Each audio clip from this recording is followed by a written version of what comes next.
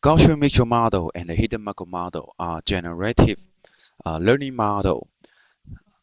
And now we try to introduce the support vector machine, which is a discriminating model. In GMM and HMM, we assume that given the training data, there is a backend model, especially there is a backend probabilistic model that can describe the behavior or the characteristic of the training data. And we want to find the parameters to describe the probabilistic model. And for the support vector machine, which is a discriminated model, we don't try to describe the backend characteristic of the given training data, but we try to discriminate different types of data. So this is the main idea of support vector machine. Before going to the detail of SVM, we first introduce the idea of linearly separable data. So consider the set of training data that consists of two classes. One class is labeled as 1, and another class is labeled as -1. And the data is represented as a d-dimensional feature vectors. Then a linear classifier able to separate the positive from the negative will be a hyperplane in the d-dimensional space, characterized by a normal W and an offset B. And the mathematical form can be written like this: Fx is equal to W transpose X plus B. Here, W is the normal vector of the hyperplane. X is the data point, and B is the offset. So for a linearly separable data set S, there exists a hyperplane that satisfies all the points in S. That means if the data point xi belongs to the positive samples, then the inner product between W and xi plus B will be larger than 0. And if the xi belongs to the negative sample, the inner product plus B will be less than 0. And by combining these two equations, we will say that the yi multiplied by W transpose xi plus B will be larger or equal to 0. And remember that the equation of a plane in a three-dimensional space is ax plus by plus cz plus d equal to 0. And remember that the normal vector of such plane is abc. And then here we see that so given if the hyperplane is defined like this, then the normal vector W will be ABC. So here we calculate the inner product between the normal vector and the data point with some offset, and we check whether this value is larger than 0 or not to determine whether the test data point is a positive sample or a negative sample. The problem is, why do we take the inner product between the normal vector and the data point? So let's recap the linear algebra, orthogonal projection. So remember that if we want to project the vector u on another vector a, how can we do that? We just take the inner product between a and u divided by the norm of a squared and multiply by the a vector. So here is the example.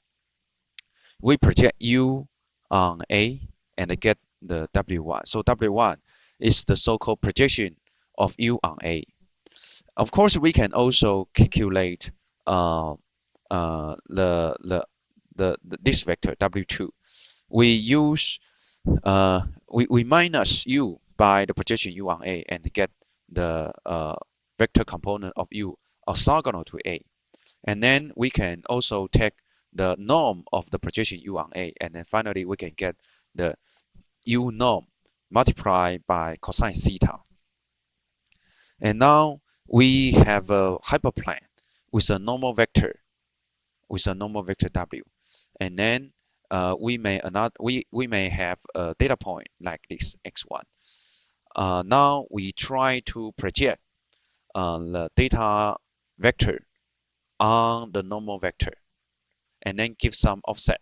So if the value is larger than 0, then we will see that, okay, the x1 belong to the positive sample. And if it is belong to if the value is less than 0, then we say that x2 is a negative sample. So that's why we check the inner product between normal vector and the data point. And recall that W and B, so that the closest point to the hyperplane satisfy W transpose xi plus b. The observed value of this value is equal to 1. So we try to rescale W and B such that it satisfies this criterion. And this normalization leads to the canonical form for SVM. So we can rewrite the mathematical definition of a linear classifier like this: yi multiply W transpose xi plus b larger or equal than 1 or not. Okay, so the original form is larger than 0 or not. Now we rescale W and B to make the closest points to the hyperplane satisfy the distance would be 1. And here is an illustration showing the hyperplane and all other data points. So there are white data point and a black data point, and we try to find a hyperplane to separate the white point and the black points. And this formulation has some properties. So we will go back and forward this slide to check this property. So the first property is for any 2 points x1 and x2 lying on hyperplane, then the normal vector, the inner product between the normal vector and the s1, s2 will be 0. Okay, this is quite easy to understand because right now on the hyperplane there may be a point x1 and another point x2. And if we minus s1, s2, that means a vector on the hyperplane. And if we take inner product between the normal vector and a vector on the hyperplane, because it is orthogonal, so the inner product between them will be 0. So this is the first property. The second one is for any point xh on hyperplane, the hyperplane, the vector and the normal vector will be minus b. The inner product between them will be minus b. That means, for example, if there is a, for example, x1 is on the hyperplane. The vector x1 and the normal vector, because we know that if x1 is on the hyperplane, then W transpose x1 plus b is equal to 0. Then we will see that W transpose x1 will be equal to minus b. So this is the second property. The third property, the side distance from a point x to a hyperplane is given by this process. So we know that if we minus x by x0, S0 is a point on the hyperplane, and then we project this vector onto W. Then the distance, as we said before, this is the norm of the projection U1A. The norm of these vectors on W. So this value is given by this equation, and then x. If we multiply W by x, then we get W transpose x minus W transpose x0. And actually, because the x0 is on the hyperplane, then this is equal to minus b, as we said before. So this value will be W transpose x plus b divided by the norm of the normal vector.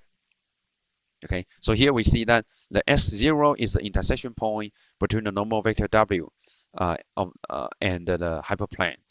So x0 lies on the hyperplane. And we can go back here. So the x0 is this vector.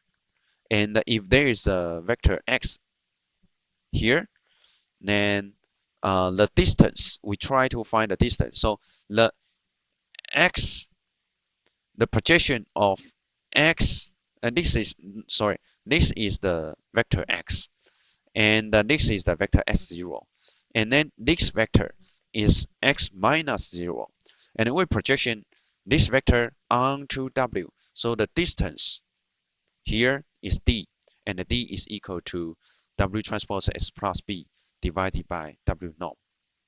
So that is the third property. The fourth property, the perpendicular distance from the hyperplane to the origin equal to observed value of b divided by W norm.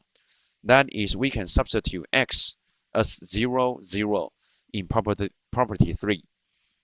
Then we can easily get this property.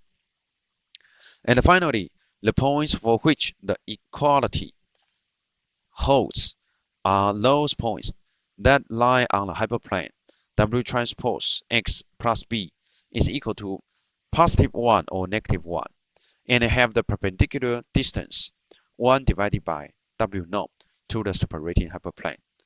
That means this is the equation 10.10. The data point with equality holds, that has the perpendicular distance to the hyperplane as 1 divided by W norm. That is what we say here. Okay, is here, this point. For example, this breakpoint is this distance from the hyperplane as 1 divided by W norm. And this is another one. Okay, and for the closest breakpoint and the white point, the distance between them is 1 divided by the W norm plus another 1 divided W norm. So it is equal to 2 divided W norm. So the goal of SVM is to find the pair of hyperplane H1 and H2 that maximize the margin, subject to the constraint yi multiplied by W transpose xi plus b larger than 1. So the idea of SVM is try to find the maximum margin. So here may be the hyperplane. We try to find the best hyperplane that can maximize the margin. So imagine that there are some data point cross, and there are another data point circle. If we try to classify them into two classes, we may have infinite options to construct a hyperplane. For example, we can construct the hyperplane like this. We can construct a hyperplane like this. But the best hyperplane would be something like this, because for this hyperplane, the closest point between cross and the circle would be maximized. So this is the so-called maximum margin. We try to find the maximum. We try to find the hyperplane that has the maximum margin. Although another hyperplane like this or this can also separate circle from cross, but the best one would be this that maximize the margin. And this can be formulated as a constraint optimization problem. So now uh, we try to minimize W transpose W divided by 2, subject to this condition. Okay, and this is a convex optimization problem for which we are guaranteed to obtain its global optimal solution. You may wonder why here we minimize this objective function. You say that we want to maximize the margin, right?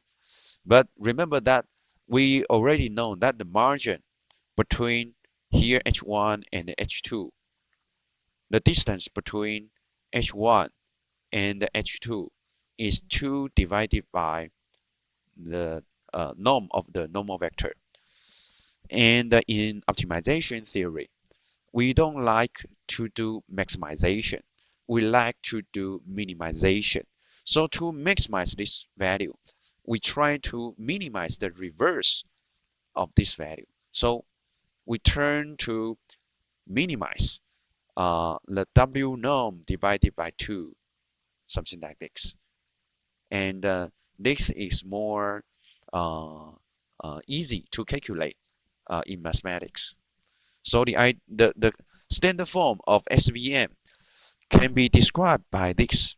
We can see that we try to minimize the norm of the normal vector subject to this inner product between the norm and the data point plus some offset and multiplied by the label value will be larger or equal to 1. However, the given training data may not be linearly separable. It's often the case that the given data is linearly non-separable data. So SVM, the power of SVM is not only to find the best linear hyperplane.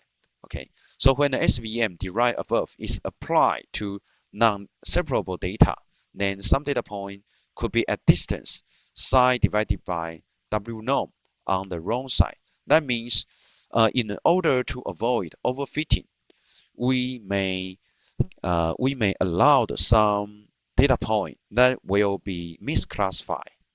Okay, for example, this white point may be misclassified as a black point, and this point may be misclassified as a white point. And we allow some sort of error to avoid overfitting. Okay, so we transform the constraint to this value, not only larger or equal to 1.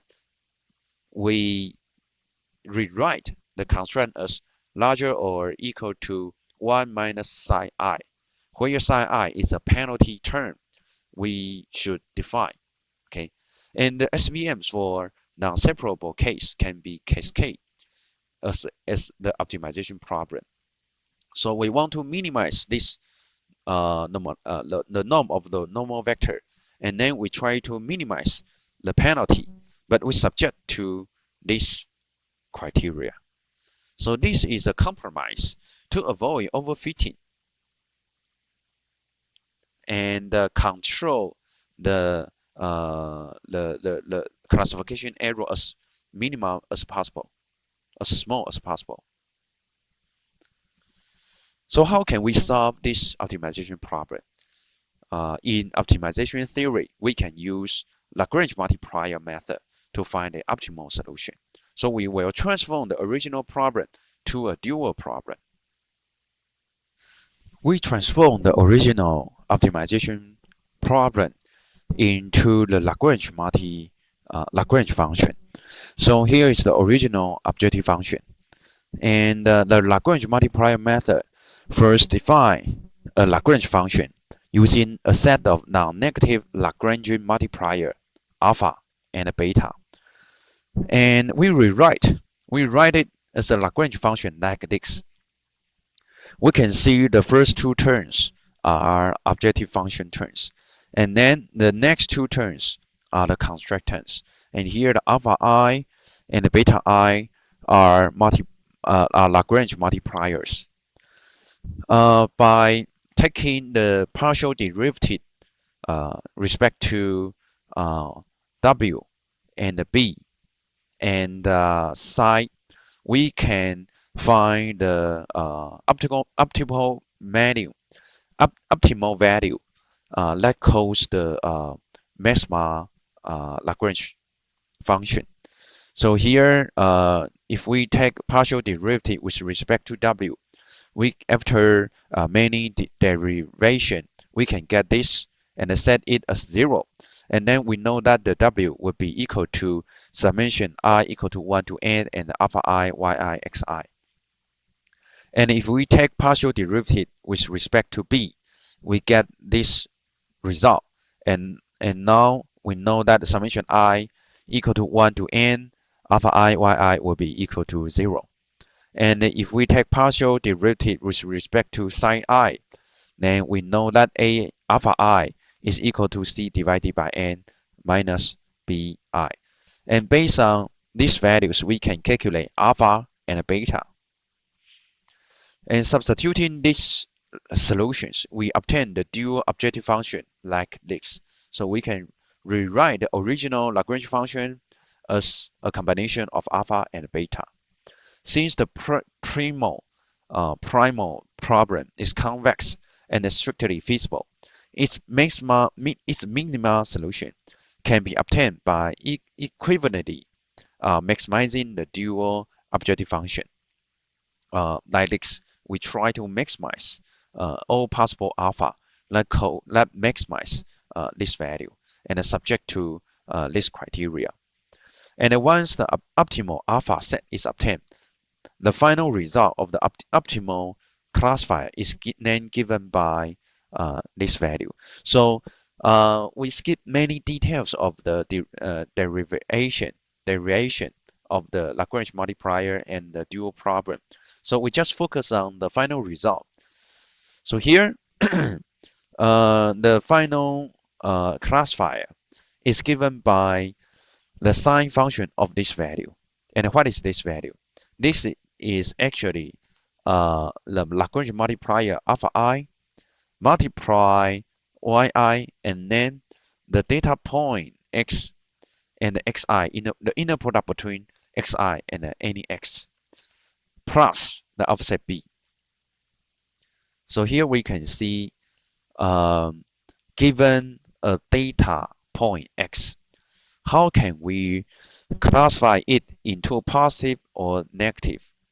We simply take the inner product between x and the all training data xi, and then multiply layer label, and do some weighting and offset, and then sum them together, and then check whether it's positive or negative.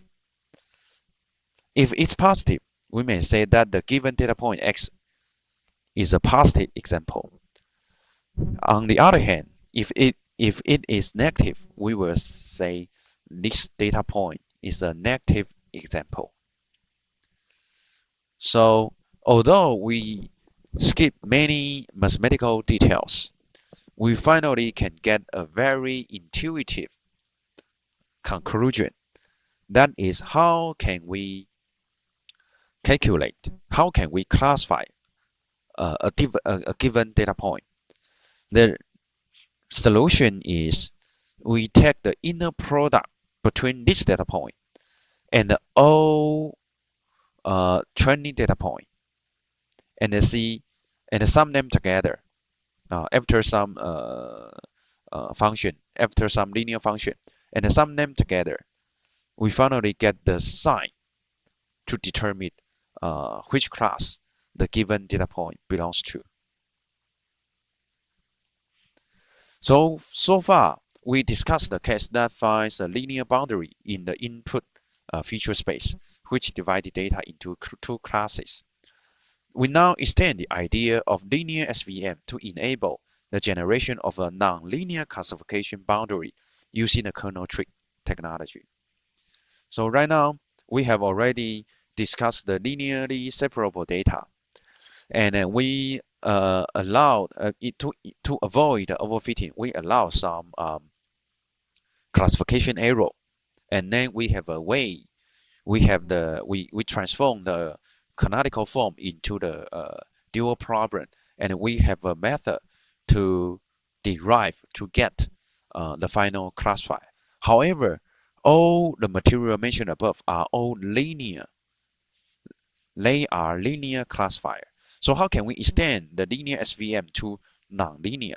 Okay, now we have the kernel trick technology. Implicitly, we want to map the original feature space into an enlarged feature space using a kernel function, and use a linear classifier to conduct data classification in this enlarged space. So the idea is like this. Imagine there are 4 data points. That looks quite simple. So in the 2-dimensional space, we have 4 data points. So can you find a straight line that can separate circle and cross? No, there is no way to find a linear function that can separate cross and the circle. But how if we map this 2-dimensional data point into 3-dimensional? For example, in a 3-dimensional space, maybe the 2 cross is at this plane, and the 2 circle is at this plane, and maybe we can find a plane that can separate cross and a circle.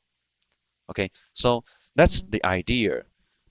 We want to transform a low-dimensional data point into high-dimensional, because in high-dimensional space, we may be able to find a linear equation to separate 2 classes of data points.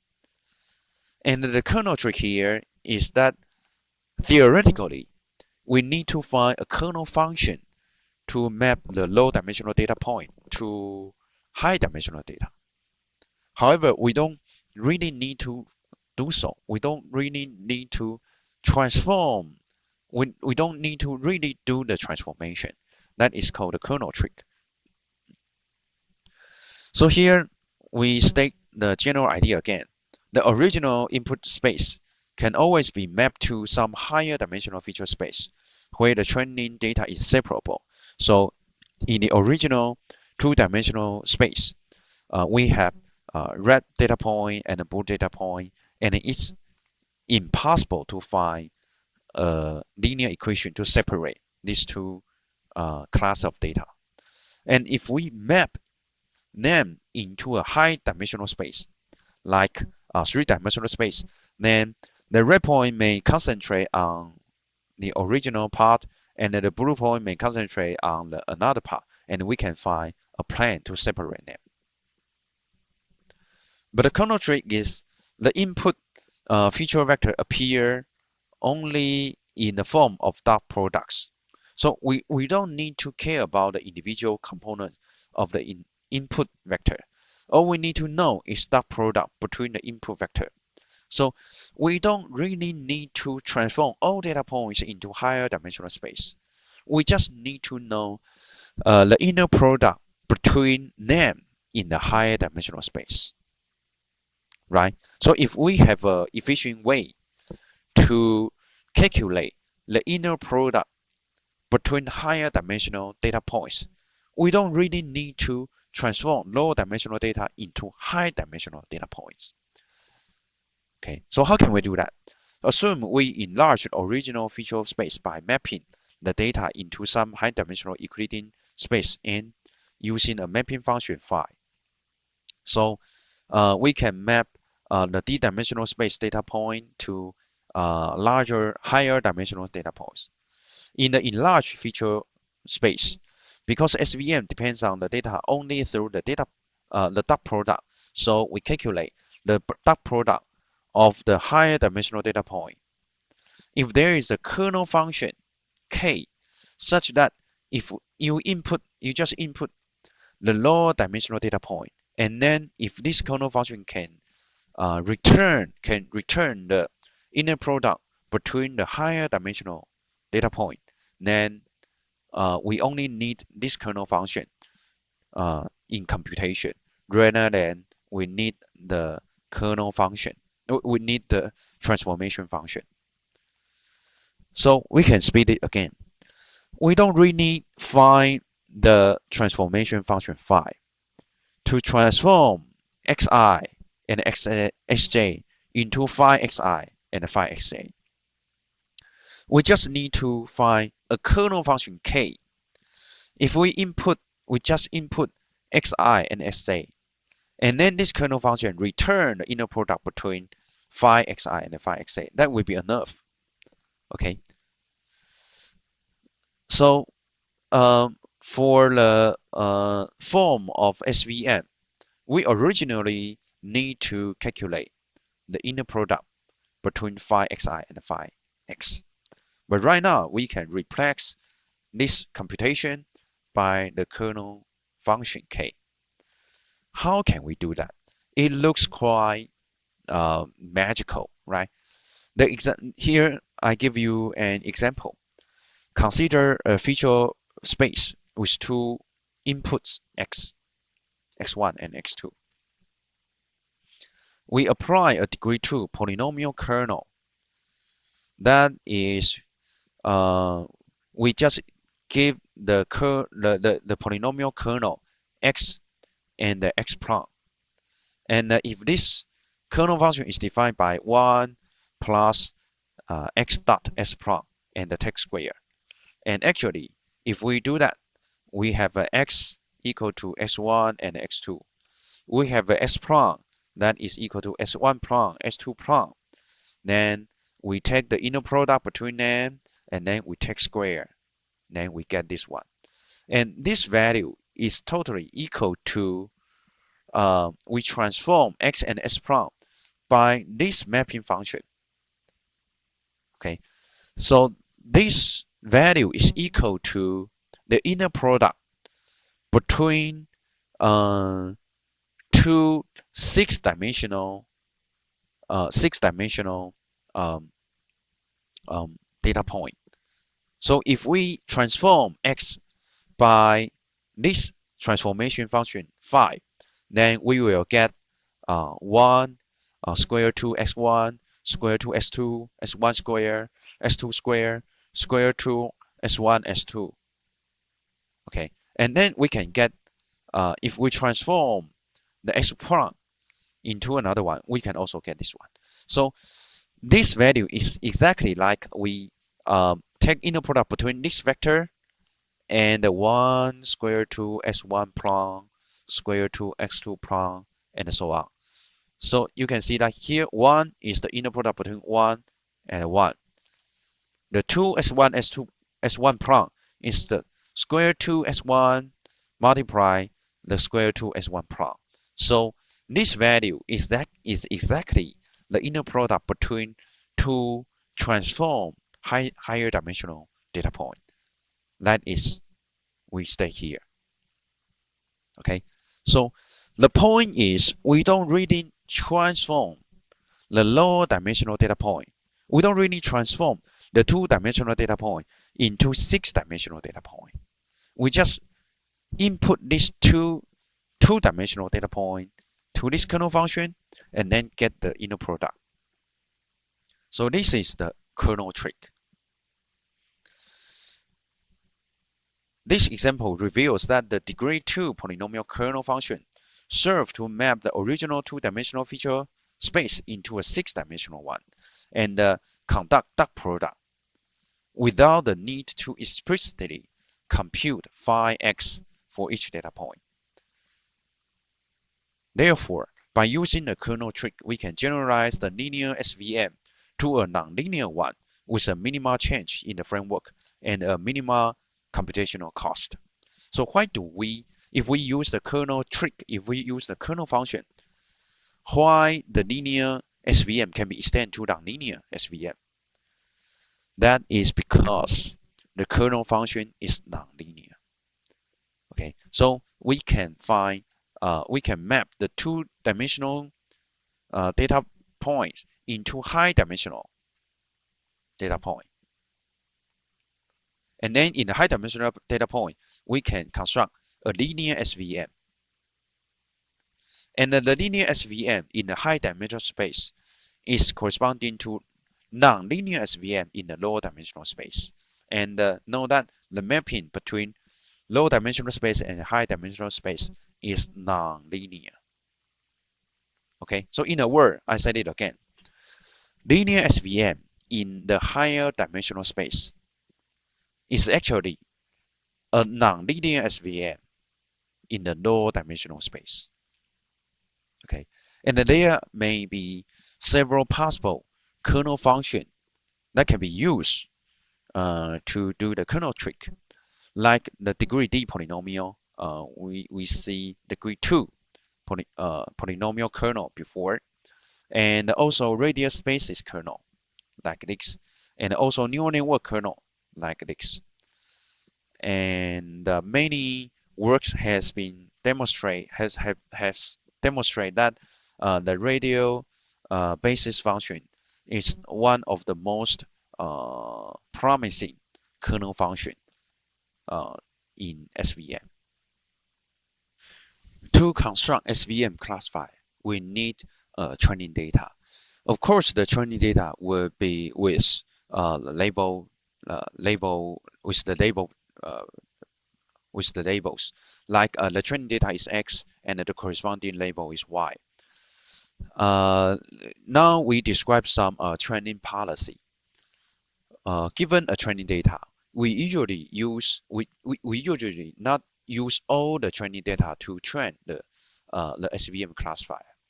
We usually just randomly select part of them as the training data and a part of them as the test data to verify the performance of the SVM classifier.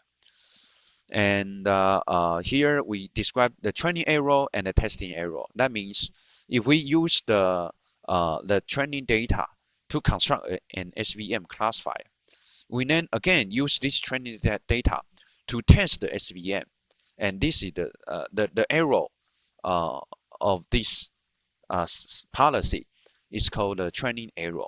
And if we use the test data to test the construct SVM, the value is called the testing error. And in real experiment, in the literature, in real convincing experiment, we all talk about the testing error. Okay, because the training data has been seen by the SVM classifier. We use it again in the testing. That would be a cheating. Okay, so to avoid or to reflect the real performance of the construct SVM, we usually use the K-flow cross-validation policy to do training and testing. How can we do that? The original data sample is partitioned into K subsamples. Like this is the original samples. We divide it into K subsamples and or K subset. Of the K subsamples, a single subsample is retained as the validation data for testing the model, and the remaining K-1 subsamples are used as the training data. For example, assume that we originally have 100 training data points. We may randomly pick 80 of them as the training data, and then the remaining 20 of them are used as the testing data. Okay, and then we say that this is one run of training and testing. Okay, and the cross validation process is repeat K times, which each of the K subsamples use exactly once as the validation data. So for this 100 data, 80 of them are used for training, 20 of them are used for testing. So this is the first run. And the second run, 80 of them, another 80 of this 100 data point may be randomly select as the training data, and the remaining 20 are used as the testing data.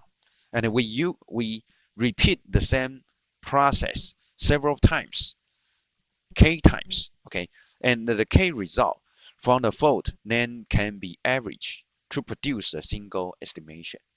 So only if we run the training and testing for k times and average the performance of this k times, we can faithfully, we can reliably show the performance of the SVM classifier. Okay, so this is the most commonly way to do training and testing. That is called K4 cross validation. We use k minus one subset to do training, and then the one subsample to do testing. Okay, so at the beginning we may use the first k minus one sample for training, and then the last one for testing. And at the second time, we may use the k minus one subsample starting from the second one, and the first sample as the testing, and so on.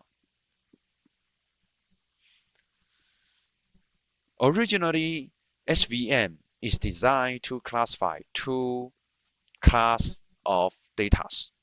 So what if we need to do multiple class classification? Okay, the support vector machine is fundamentally a two-class classifier. To extend to multi-class, we can combine multiple two-class SVMs. And we have two different policies to construct the two-class SVM. One is one against one. Another one is one against the rest. Okay, the one against one means assume we have the class A, B, C, D. Okay, the one against one SVM is we need to construct an SVM to discriminate A and B.